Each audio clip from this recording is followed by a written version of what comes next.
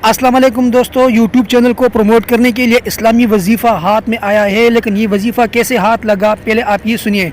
तो दोस्तों, मैं एक दूसरा चैनल है दुबई डायरेक्टरी, उसमें व्लॉगिंग के सिलसिले में मैं मेट्रो में जा रहा था और मैं एक वीडियो शूट कर रहा था कि मेरे साथ सीट पे एक बाबा जी बैठे हुए थे। अगरचे उसकी पूरी दाढ़ी नहीं थी लेकिन बड़े एज के थे।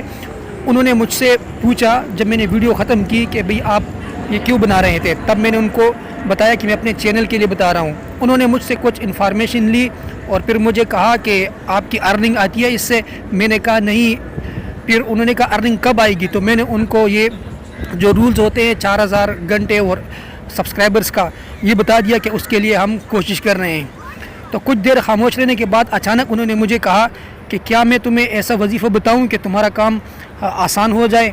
तो मुझे उनकी ये बात बड़ी अजीब सी लगी। तो उन्होंने कहा कि ये आप समझो कि यूट्यूब प्रमोट करने के लिए वजीफ़ा है। तो मैंने कहा कौन सी किताब में आया है कि भाई यूट्यूब प्रमोट करने का वजीफ़ा है। तो उन्होंने मुझे जो जवाब दिया उसने मेरी आंखें खोल दी। उन्होंने कहा बेटा, अगर आपका मकसद यूट्यूब पर काम करके उससे अर्निंग करनी है तो ये आप समझो कि इसी मकसद के लिए वजीफ़ा है। अगर आपका कोई और मकसद होता, आप इम्तिहान में पास होना चाहते हैं, तो आप फिर समझते हैं कि ये इम्तिहान में पास होने का वजीफ़ा है। तो इनकी ये बात मुझे अच्छी लगी। तो मैंने कहा जी बाबा जी आप बताइए। फिर वो बाबा जी ने मुझे वो वजीफ़ा बता दिया। वो वजीफ़ा मैं आपको बताता हूँ दोस्तों, लेकिन उन्होंने जो फिर दो बातें मुझे बताई वो फिर उससे भी ज़्यादा अहम है। उन्होंने कहा बेटा कि जो भी वजीफ़ा आप करो उसके लिए दो शराइत होनी चाहिए।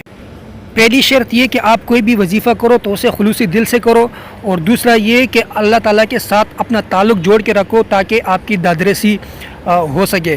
फिर उन्होंने मुझे जो वजीफ़ा बताया, उन्होंने मुझे दो बातें बताई। एक उन्होंने ये कहा कि जब भी आप सुबह उठो तो 19 दफ़ा बिस्मिल्लाहिर्रहमानिर्रहीम ये लाजमी पढ़ा किया करो, इससे आपका जो पूरा दिन है वो आसान गुजरेगा।